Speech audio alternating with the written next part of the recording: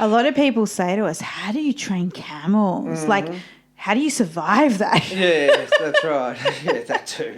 And the truth is we survive it through that connection and trust building and mimicking herd behaviours, basically. But also understanding what it is about the animal, why it is. I mean, all camels will bite and kick, and by the way, they can't spit. They don't have the biology for that. No. It's vomit, okay? They will cud over you. It's the reason why. Why would any animal, and I actually said this to my mentor many years ago. I must have been doing something or other, and he says, geez, that camel's trusting you a lot, or you're trusting that camel a lot, or something along those lines.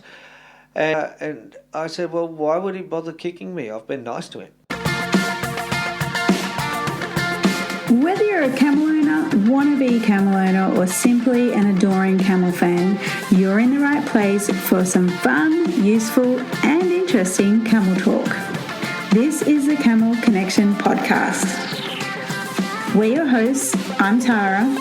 And I'm Russell. Join us here for fun learning about camels, how to care for, train and handle them, plus insider stories and interviews. And also some interesting stories of our lifestyle with camels, the good, the bad, the ugly and the very funny. Make sure you've subscribed now so you don't miss out on an episode.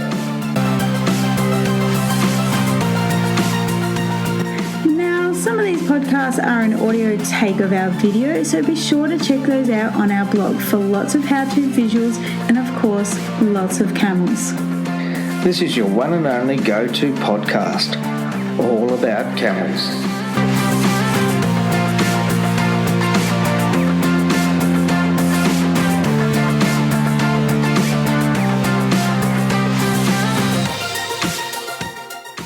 Hello, I've been given the finger. That was a go finger, not a, just to clarify. Start again. No, we're good. Are we? People are loving this. Are they? How do you know? Oh, because people love our banter. Right, okay. Hi, everyone. It's Russell here. Yep, and it's Tara here. And it's the podcast. It is the podcast. The Camel Podcast. The Camel Connection Podcast. That's the one. Great. How you been, Russell? I'm actually worn out. Yeah. Yeah. What have you been up to? Tell everybody. Okay. Well, we've just done a camel track out in the Flinders Ranges. And, it was brilliant. Great group of people. You know, the weather was perfect. Camels did their thing. Scenery did their thing. There was something a bit special about this one, though, wasn't it? Well, yeah, there was actually. There really was. I did quite a bit of filming. Yeah, besides that. It was our last... chocolate-coated coffee beans. Oh, yeah. That would have got you zinging. Yeah. And, there is one other thing. It was the last commercial safari track that we're planning on doing. Yes, for this year and indefinitely until we decide we want to do something again. And we might do it again, that's right. I mean, you can do that sort of thing. So, I mean, this is good news for you guys because, well, it's good news and bad news, but if you've been listening to our podcast ever since, you will know that we're focusing a lot more on this education and training side of camels and getting podcasts out to you guys just like this and getting you into our in-person events, our international journeys, and just getting hands-on with camels and learning the magnificent of what they truly are. And, of course, camel connecting. So the camel safaris had its time and we decided to focus on more training aspects and education. So that's good news for you. Well, that's right. And look, it doesn't mean to say that we're not doing things with camels. I mean, from a personal level, I'm definitely going to... I see him walk past the window every day. Yeah, well, that too. But I mean, I definitely am going to go out in the desert, and do some photography or something like that. Oh, this, I think it's a funny thing. You guys listening, you may be able to relate, is when you turn your passion into your work, you suddenly give all your heart and soul to your work, slash your passion, that you forget about how much you personally like it. And for us, we like in the 7-8 years that we've been doing commercial camel safaris, we've actually never done one for ourselves, just individually. And we kind of miss that, and we look forward to. Well, if we've never done it, how can we miss it? Well, in the last 7 years, we have never done it. Yeah. Yeah. Oh, right. Okay. Long journey, but anyway, it was good, and lots of really good filming, and I'm hoping to put that on YouTube relatively soon. I've got some editing to do. It's a little bit of a spoof, really. A spoof. What does that mean? Oh, comedy type arrangement in a certain. Are you genre. funny? In a certain genre. Oh, what's the genre? Is it a comedy genre? There is a comedy genre. I've never heard of comedy genres. Yeah, I thought there was just I've done it before with filming, with doing a camel safari. And it's just never seen the light of day. No, it's on YouTube. You come home and you show the kids and you're like, it's on check this YouTube. out. It's on YouTube, that one. A few party tricks. Yeah, but anyway, something that... There's a funny one on YouTube? Yes. Oh, yeah. That's not as funny. Yoga challenge. It's not as funny as the one that you're about to do. That was actually planned quite well. Yeah, that first one wasn't. It was just ad hoc. But basically, what we want to let people know is we're not all serious. No, I don't know if you've got that message by now, but we're pretty not serious. Got to have some fun. Got to have some fun with what you're doing. It's as simple as that. Yeah, okay, so anyway, we've got a topic for today's podcast. Well, that's a good thing. Thank goodness, yeah. Okay, so the topic today is camel training. Yes. The myths and lies about camel training. Myths. And lies. I'm sure there's a million of them, but, my brain in its semi-comatose state at the moment, I can only think of a few. A few pointers. I think you've got some really good points there, actually, because they're the main points that come up, and it's well. Let's just start with the first one because I already have something to say about that. Oh, I know you have. Yeah. Yeah. Okay. So point number one, and I've actually heard people say this. I've heard people say this to me, that men are better at handling camels than women.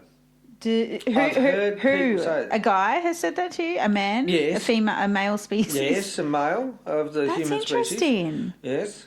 Wow. Yeah, I've heard that. Okay. Directly to me. That's a bit backwards, if you ask me. Well, I mean, in my experience, to be honest, whether or not you're male or female, it's actually how you present yourself and how you view the animal and your personality, and that makes a big difference. Doesn't matter about your genitals, does it? Well, no, because you're not using them in the training process. God's sake. I don't want to go down that road. But the interesting thing about our business, and I don't know if a lot of people realise this or maybe not even think about it, but is we actually attract a lot of women to our training courses. Yes. On a percentage, 80%, if not higher, are women compared to men, which really at first interests me when we first started this the educational side of things. I honestly thought we would have a lot more men want to train camels and be involved with them.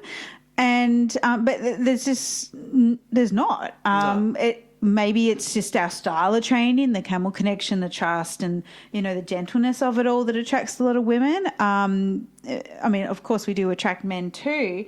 But, I found that very interesting when we first started out. It was a topic that was actually brought up in this last camel safari that I did. Oh, yeah? Yeah, there was a bit of a discussion around the fire at night, and someone said, how come there's more women on this safari than men? And anyway, someone did actually say, because more women are actually more interested in doing this activity than men. So that was one person's theory. Yeah. And, of course, I just piped up and said it was my pheromones. But just jokingly, of course. But yeah, it's true. And what I've actually discovered over the number of years, and whether or not it's because women have the more nurturing sort of attitude towards life, being mothers, having to nurture children and that sort of stuff, but they seem to be a lot more nurturing towards the camel. I almost think, if we're going to be a bit patriarchal about this, I think that men just think they have to figure it out on their own a lot of the time. That's just been a very dominant pattern in history, is men have figured it out, hard work, determination, I can do this sort of attitude, which is a great thing to have. And the women sort of are more interested in getting that nurturing, that help, that mentoring and support to do the right thing by the animal. That's the main thing I think we attract a lot of women, is they do want to do the right thing. They don't want to make the bigger mistakes. We all make mistakes, but, there are the bigger mistakes as well. But I think maybe men are a bit more risk adverse. I don't know. This is very generalised and we're not making any statements about any of this, but it's a discussion about basically that it's not true that men are better with camels than women. Our experiences have actually, and the way that we teach our techniques have actually proven the opposite. Yeah. And women seem to get it quicker. What you've got to understand is that this is totally without culture.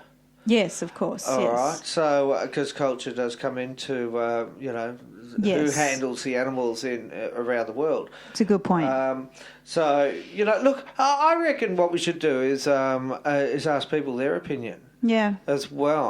I can certainly say what, I've discovered over the years, but then again, it might be just simply, and what you've discovered, but it could only just be, sort of a more blinded viewpoint. Yeah. From our experience, but perhaps everyone wants to leave a comment about whether or not men or women are better at camel handling. Oh, there we go. Here we go. Opened it well, up. I don't think. And why? Okay. Yeah, but I don't think that's a conversation to be had, because, like we were at the start of the conversation, it doesn't matter what genitals you have, you can be good at anything. What I'm leading to is not so much the sexuality of a person, but more of the way how they present themselves and their attitude. But I think the other thing with this sort of learning also is that you can change learning patterns, because we don't come out of our mother's womb going, I'm going to be a cameleer and I already know it all. I think being a good cameleer, camel trainer, handler, whatever, is your ability to learn. I think that makes you... I would agree with you on that. I think that is the only technique you need, and everything can be built on that. Well, okay, so I'll still open it up. Okay, I open up this discussion, if you've got an experience of you've seen firsthand the difference. I just don't want to do a gender war, because that's not healthy. No, I'm not saying it's going to be a gender war, but I want to know why people actually think that. Okay, because it is a topic. Okay, it's come to us, and kind comments only, though. Yeah, let's keep it nice. Because that's really important, because we're not trying to prove who's better. It's just any of your experiences that you've had. But that ability to learn, I think, tops off anything. If you've got that ability to learn and that need and want, desire to learn, anything can be built on top of that. You can build the Taj Mahal again if you wanted to. It's that ability to want to do those things. Yeah, it's the why. Yes, the why. Why is it that, one argument, men are better at camel handling and training than women, or women are better at camel handling and training than men? Why? Yeah, well, I'd be curious to see why people have that opinion, because it's always interesting to see what brings that up. Yeah. Let's get down to the base of it. Is it history? Is it genitals, or is it nurturing and the motherhood? Well, I think a lot of people also think, and this is why we display on our website in our in-person training courses, is you don't need to have muscles of steel in order to work with camels. No. I'm quite petite. I'm 5 foot something. I'm not very tall. I don't go to the gym every day and lift weights to be sure that I could handle camels. It's the opposite that's true. It's the gentleness. It's that, like you said before, it's that willingness to be nurturing and to try and understand an animal. Have you just given away everyone's reason why? Why what? Why what? Okay. All right. So look, let's just find out your viewpoint. So we may not get comments on that now, because we've just basically talked you out of it. Give us your comments. Give us your thoughts. Okay. Yeah. For sure. Second point that came up in putting this topic together was there needs to be a level of dominance over the camel for effective training to occur.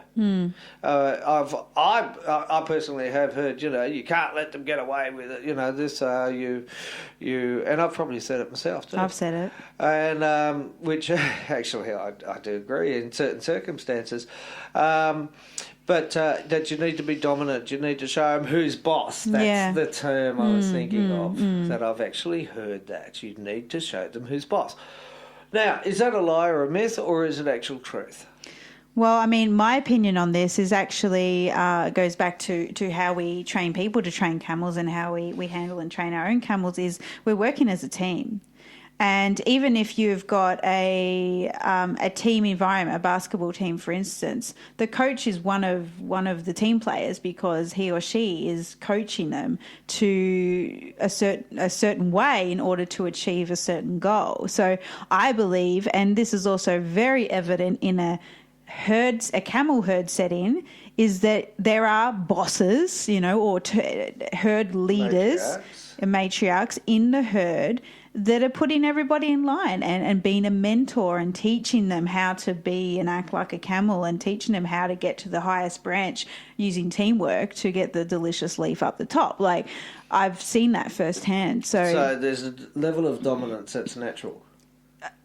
And I don't, in a way, I suppose in a herd setting, I don't really like the word dominance. It's definitely more of a very strong leader. That's what I see, because I've seen the dominant camels in a herd also work as a team with for instance, younger camels they might be mentoring or teaching lessons. I've seen them be very kind and gentle and accepting of them as well. So I see it more as a team environment. What about the training? Well, training the camel, you're saying that it's the same. I mean, it's a different species. It's a language that makes sense to the camel, because if you're doing camel behaviours or behaviours they understand, where you're not domineering over them, if you're mimicking the behaviours that are happening within a herd environment, basically, except for you're a human, you just got to make connect two and two, then they understand that a lot quicker. I mean, that's why we do the method that we do, the camel connection. Okay, so let me ask you this question. What about... Didn't know I was being interviewed. What about boundaries? Well, I mean, again, you see that in herds. You see that in camel herd environments. Everyone as in every camel in the herd has particular boundaries, and if they're crossed, then there's consequences. Oh, I see. Yeah. I always go back to the herd because makes sense. It's language they already understand. Yeah, no, that does make sense. Yeah. I'd agree. Yeah. Entirely. No, I do. I totally agree. I truly do. There's a place and a time, if you're the leader of your herd, that you need to ensure that your followers, for want of a better word, and I do say that sincerely for want of a better word, that they know the rules and the boundaries. Okay, it's the rules and the boundaries that actually make the team work together. Absolutely. And it's the same with a basketball team or anything like that. You've got your different positions that have different plays in the play of the game to be able to win the game. Absolutely. You take any social sort of setting, and there's rules attached to even going to a conference, for example. You don't have everyone just standing up and talking whenever they feel like it. There is a certain way of doing things. Well, I've seen the contrast. Like we've worked with a lot of camels over the years, and I've seen the contrast of a camel that knows boundaries and like boundaries that has been set in place. There's a connection, there's a trust process, and there's boundaries because, like, guys, let's look at it. You need boundaries in order to have trust. I mean, you think of any relationship you're in, there's some sort of boundaries, and if there's not, there's more of a lack of trust because you're not sure of who you are in that relationship. So going back to, like we've seen that contrast of camels that aren't sure of the boundaries, they will push them more and just really test them out. But the camels that know their boundaries, they know their place, and they have built a mutual respect for you and vice versa. And I see it just works really, really, really well. Yeah. Yeah, no, I quite agree. And well, of course I agree. Well, you'd hate to disagree. Well, because I know my boundary. See, point taken. But it's true. I mean, like, just thinking about our kids as well. Yeah. I mean, we're trying to constantly teach them, sort of what the boundary is. Yes. We try to do that in the kindest possible way that, we know of. And being young, they'll stretch them. And sometimes you have to up the ante on them. You can get cranky with your kids. Because the kids are kids and they're going to test it. They always will. And if you don't stick to your guns and they've won that particular battle, whatever that battle might have been, and it might have been, I want Lego now. No, you can't have it. It's 9:30 at night. You've got to go to bed. It sounds like a recent experience. Like last night. You need to stick with your guns, I suppose. And consistency and persistence. Yeah, I was about to say, consistency really doesn't leave a lot of room for confusion. No. And I see that time and time again in camels. When they're not sure about a situation, there's no consistency in place. I mean, you can take them to a new environment, but there can still be consistency with the training and handling. Yeah. If there's different camel trainers and handlers coming in all the time dealing with these camels, and we've seen it in big operations, it's confusing for them. They do, yeah. They do get confused.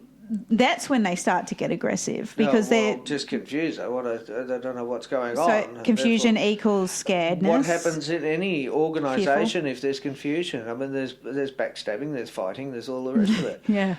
So and look, I would love it. I mean, I would love, as a trainer, I would love to be able to sprinkle the fairy dust of love over the camels. I can see you in it too. and say, this is so wonderful. Just spiritually sort of, just be able to communicate with them and tell them what they need to do, and they do it. I would love that, to actually have a bag of fairy dust of love and do it that way. But you know what? It doesn't quite work. They're all sold out of fairy dust. They're all sold out of fairy dust. Yeah, it doesn't quite work that way. And yes, you do need to certainly have procedures in place that keep yourself safe and keep your camel safe as well. And that's why we have the Camel Step by Connection trust-based camel training. And it is foundational. It works for every damn camel. Yeah. And it's just whatever. So there's the foundation and then everything that can be built on top of that. Yeah. Great. What's the next point? The last one. Okay, this is a little bit of a myth and a lie, although it's also a truth. Yes. In part. Mm-hmm. Okay. And it's about that camels... how can I start this one? Well, as it was written. Yeah, no, it's not written very well. Okay, I've got it written here: biting, kicking, spitting, cantankerous. Creatures. Right? Yeah, they're those things. Yeah, and with camel training, I mean, these camels are biting, kicking, and spitting because they're cantankerous. A lot of people say to us, how do you train camels? Mm-hmm. Like, how do you survive that? Yes, that's right. Yeah, that too. And the truth is we survive it through that connection and trust building and mimicking herd behaviours, basically. But also understanding what it is about the animal, why it is. I mean, all camels will bite and kick. And by the way, they can't spit. They don't have the biology for that. No. It's vomit, okay? They will cud over you. They will, they can, and they should, they could. Yeah. And it's the reason why. Why would any animal... And I actually said this to my mentor many years ago when he asked me, I must have been doing something or other, and he says, geez, that camel's trusting you a lot, or you're trusting that camel a lot, or something along those lines. And I said, well, why would he bother kicking me? I've been nice to him. So it's about understanding the animal. All right? Why would that animal kick or bite? Or vomit, well, a lot of people say it's the spitting. And of course it was all about the fear that the camels have. It wasn't the fact that they wanted to hurt me. No. Or anything. You're in their space, they're scared, they're going to get you out of their space. It's really the cantankerous side of things too. It's about eliminating all the fear. That's our job as a camel trainer, camel handler, camel owner, is about eliminating... So that they're confident. In And in you. Yeah. Because they are a very, very fearful animal. They're very timid, as you put it, as well.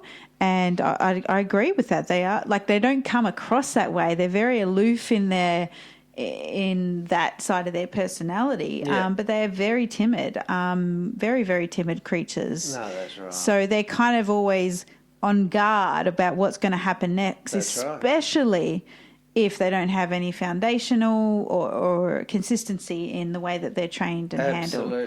Absolutely. And that's when you get your biting, your lashing out, your kicking, the uncertainty of it all. So that's what we've seen. That's right. And look, in travels, I mean, other places around the world, I've seen the types of camels, I suppose, or the different sort of behaviours of the camels. And I think overall, what I can conclude. Did I say that right? Conclude. You kind of. What I can conclude is if you present yourself to the animal with an air of dominance, okay, and almost of violence in some way. That you've got to be the boss and all that sort of thing, and that's your training method, then yes, the camel will and has the ability to say, I've had enough, bang, and they lash out and do a bite and a kick. In which case, then it will probably get punished even more. Well, the interesting thing about all of this is, the reason people are dominant or aggressive towards any animal, in this case we're talking about camels, is because of their own uncertainty. So already that's coming across to the animal of, okay, well, they already fear me, so that fear level's already up there for the handler. The fear level's already up there for the camel. So if you put those two together, you're going to have a dominant approach that the camel is only going to reject because they're scared. They're like, this is too much for me, sort of thing. Which in the end, I suppose schoolyard bully type thing, isn't it? Yeah, it's sort of like, well, if you come into the arena, so to speak, being dominant or with I'm going to be the boss sort of situation, and don't get us wrong, that sometimes there more authority over a camel with a camel is needed, especially if they're pushing boundaries and they're being dangerous. And this all goes back to the herd setting. Camels will put their own herd members in their place when there's an imbalance. And that's our job as a cameleer, is to do that, to be that part of that herd. I suppose, with the CEO of an organisation, their job really is to lead, to go ahead and demonstrate the power that they have by leadership, through leadership. However, if there's a worker, a subordinate, if you want, for want of a better word, within the ranks, is mucking up the systems, then that leader needs to pull that person aside and say, okay, mate, And a good leader will gently do that and will do that with kindness and with almost like this open communication. And I'm thinking exactly of camels as I say this, is that, when you're working with camels one-on-one, you got to open your mind and, if you want to be cliche about it, open your heart as well, and just try to really feel into who this animal is. Why are they misbehaving at this certain time? Are they worried because they're away from their friends, or are they just feeling really on edge today because it's a bit too windy, or is it raining, or what is the environmental things going on for this camel? Are they just having a crappy day because Coco in the paddock bit her bum, or what is it about this camel? And is there something that you can do about that will alleviate the pressure and get on with the job? Yeah, and it's acting as that leader again, is going, okay, let's compartmentalize you know, what happened 2 minutes ago to what's happening now. And the trust-based camel training is about, let's narrow in here. Let's build on these foundations and we'll work on your stresses together. Yeah, that's it. I mean, you know, like you camel might all of a sudden start, you know, bucking or running or pulling or something like that. And you do need to look around and say, well, why is that happening? Okay, what is the camel seeing that perhaps you're not seeing immediately? And you need to look around and feel it from the camel's perspective. Why is the camel doing that? You know, is it a windy day? Is there a plastic bag flapping around? Is there, what is it? Are you wearing something? I've had that on track just recently. Where a lady was wearing a scarf and it was flapping around in the breeze a bit, and one of the camels was dancing and prancing, and I was looking around, going, why is this camel doing this? A good camel too. What is it? And then all of a sudden, I saw this customer of ours who was walking around with a scarf that was flapping a bit, and I asked her to remove her scarf. And I told Good thing her, it wasn't her pants. I told her, yeah, that's right. Do you want to remove your pants? I told her the reason why I thought, okay, but you know that camel can't write down, right? And it was only because I was able to look from the camel's perspective as to what is it that's making this camel do this. You know, it could have been the saddle was slipped a little bit. Well, it wasn't that. Could have been, you know, the saddlebags. No, it wasn't the saddlebags. You know, she's had those before many times, and it had to be something further abroad. So I looked further, and that was what it was. It was the scarf this lady was wearing. And that's our job as a camel trainer, a camel handler, a cameleer, a camel lover, camel owner, is to start to think like the camel, you know. And it takes years. Like, you're not going to get it overnight. You can't just read 100 books, not that there's 100 books out there, on camels and just go, right, I'm fully informed now. It takes experience. It takes working with your camel, getting to know your camels. That's what it takes to understand them better. And that's why, you know, with our level 1 camel training course, the Camel Connection Trust-Based Camel Training, you can never do that too many times. People go, well, how many times should I do level 1 with my camel? It's like, keep doing it. You're going to be doing it for the rest of your life, because these are foundational stuff. And especially if they're young, you're going to go back to it time and time again. Right. Yeah, I have to get it right. And saying that with that camel, that with the scarf, okay, just on a training point of view. So now I've recognised that camel, because all the other camels were fine, but that particular camel was having a bit of a time with this flapping scarf. So at an appropriate time, when I'm able to spend a bit of time with this particular camel and make sure that, you know, it has a comfort level with other camels around it, then I'll give it some scarf training. Believe it or not, I'll do some scarf training with that camel. Just to go, this is actually okay. I'll have that camel in the yards, and I'll set up my sticks with all sorts of coloured scarves for the nice windy day, and they can flap as much as they like, and she can just get used to it. And she will. And by doing that, I'm desensitising her to flapping, you know, flags, all sorts of things. For sure. And that's what you do. It's the groundwork. What is the fear? Why are they fearful? Introduce that fear to them in a nice, comforting way, so that, you know, you're holding their hand, so to speak, and walking them through their fear until eventually they're comfortable and they no longer have that fear. Yes. That's what it's about. Absolutely. And it's about nurturing, and that's what being a leader is about, isn't it? Yeah, absolutely. Is going, you know what, I'm going to help you through this to make you a better person or a better camel or whatever. So our job is to be in leadership and mimic that leadership as best as we can from camel herd environments. And that's why we say it's so important. If you haven't had experience observing camels in a herd, go somewhere where you can. I know there's not a lot of options for people, but I mean, there's quite a number of really good videos out there. Yeah. On herd mentality. There's actually one I remember. What was it about? What was it called? Silhouettes in the Desert. Yeah, right. And it's a video. It's available. Was it a film? A movie? Yeah, it's a movie. Yeah. And it was filmed in Central Australia, and it actually followed a camel that was born and raised in a feral herd. And then the camel took off for a little bit, and then came back as a bull camel. And it was a really good, I have to look that up. I haven't well-made even film. seen it. I'm trying to think of who wrote it. Silhouettes of the Desert. Silhouettes of the Desert, yeah. To look that up for sure. Very good. I mean, even if you only got 2 camels, that's enough to observe some sort of herd behaviour. Yeah. You're not going to get a varied experience like if there's more than 2 camels. Like we've got 10 here, and we got.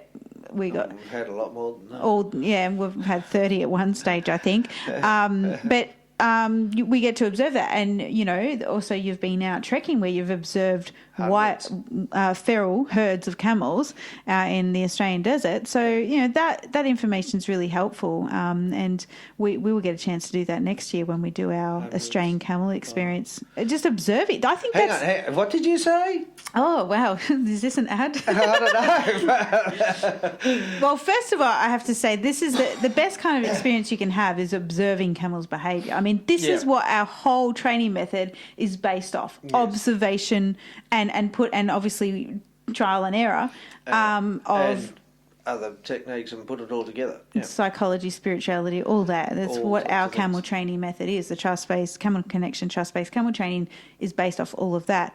But what Russell's trying to say is that next year in 2020, because it's 2020, can you believe it? Next year, I didn't think I'd live that long. I honestly thought I don't know. I never thought about 2020. I just thought, I wonder if I'll live that long. But now I'm like, I'm alive and it's going to be 2020. Yeah. So far, so good. We are planning incorrect.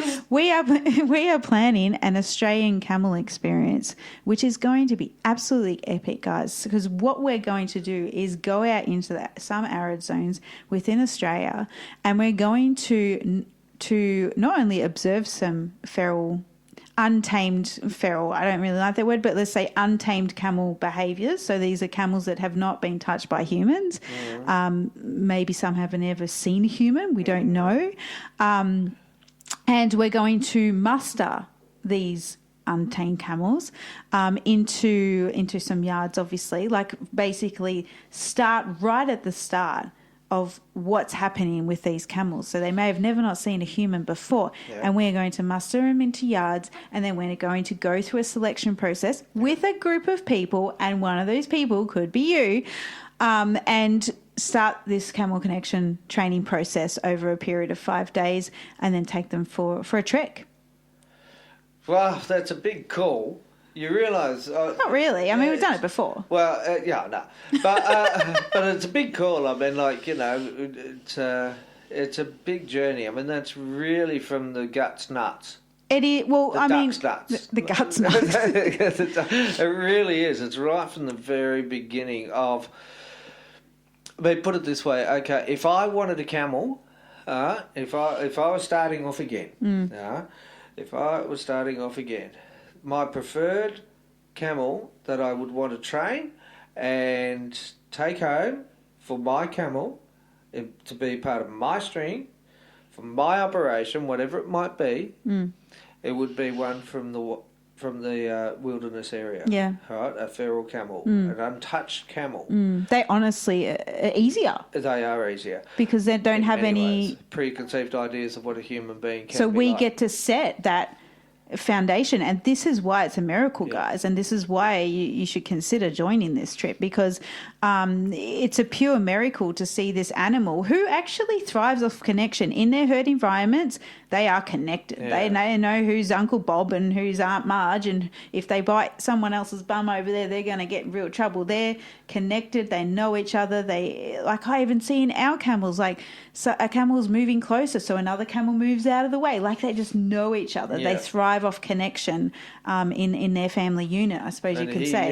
You'll have that opportunity to actually set the boundaries right from the word go without any interference from any other sort of handling. Absolutely. And not only that, but you have the opportunity, if you want, to buy that camel. Like, that gives me goosebumps. That is actually the ultimate in it is. Of being able to start your herd or get some camels. I mean, ready.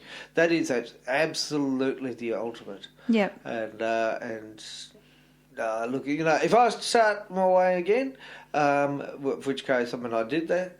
That was the way that I actually did. Except for you weren't involved with the musters, were you? Yeah. You were? Yeah. Okay. Yeah. But I do realise the power behind that, and the understanding the animal will have of you and you of the animal, and there's no interference in between. It's brilliant. It's just brilliant. And what a great opportunity. That's why we want to deliver it to people. It's like, you've experienced this. I've somewhat experienced it. I haven't done a muster. And that just sounds incredible. I mean, like, I want a camel from it. Can I have one more camel? Well, I mean, And then he's like, well, only if I get another camel. And then all of a sudden we're up to 30 again. We're up to 30 camels again. Yeah. Guys, you can go check that out over at our website under the events tab, events and courses, and put your name down on the waiting list, because we haven't officially got any info out there yet except for what we've told you. Yeah. Put your name down, though, because you will not want to miss out. Right. Yeah, join that email list on that one, because... I mean, even if you can't make it, I mean, if it's, it will be a success because of the way how we'll structure that. But, if you can't make it in 2020, guess what? We'll probably do it again, because, we do them a little bit differently each time. And that it's such a great way of people getting into the industry, getting their own camels, and having that understanding from the word go. Best thing is the camels that we're getting, when they're rehomed, they'll be rehomed, all of them, that they're not being shot. Yeah, well, that's a bonus I mean, too. They're going to have a long and happy life, hopefully. So, yeah. So anyway, you can go check that out over our website. That was impromptu. We weren't kind of planning on that, but it was timely. So, yeah. Very good. Okay, so I hope you got something out of today's topic. Lots to camel talk training, lies and myths, plus more. Plus bonus subjects. Yeah. And look, stay on the podcast. Make sure you subscribe. Subscribe to our YouTube channel. Or wherever you're listening. iTunes, SoundCloud, whatever. all the rest. Subscribe. If you can say that 10 times fast, you're doing really well. And we'll catch you next time. Yep. Thanks, guys. We'll catch you on the next one. See you later. Bye. If you liked this information we've just shared with you, you'll be sure to love the free camel ebooks and training videos that we're giving away. We're giving away 2 camel ebooks, Introduction to Camels and Introduction to Camel Training. Plus, in our bonus camel training videos, we take you through training and handling camels built on connection and trust. And we also share how to understand a camel's way of thinking. This is gold information that you don't want to miss, so be sure to sign up now to get your free ebooks and training videos over at camelconnection.com.